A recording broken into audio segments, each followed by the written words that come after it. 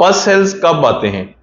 हमारा जो जिस्म होता है, ये सफेद खून के जो खुलगी होते हैं, व्हाइट ब्लड सेल्स, इनको वहां पे लड़ने के लिए भेजता है जहां पे इंफेक्शन हो जाए, या फिर अगर किसी जगह बैक्टीरिया या सोजश हो तो वहां पर दिफा के तौर पे इस्तेमाल करता है। अगर वहां पे इनकी तादाद ज्यादा हो जाए तो इनको पस सेल्स कहा जाता है। सेम इसी तरह अगर टेस्टिकल्स की जो नालियों में सोजश या बैक्टीरिया हो जाए या फिर प्रोस्टेट में स्वेलिंग हो जाए, तो वहां पे जब ये सफेद खून के खुलिये आते हैं, अगर उनकी मिकदार ज्यादा हो जाए तो सिमन में ये खारिज होते हैं। लेकिन लाजमी नहीं है कि आपकी किसी इंफेक्शन की वजह से वहां पे आए।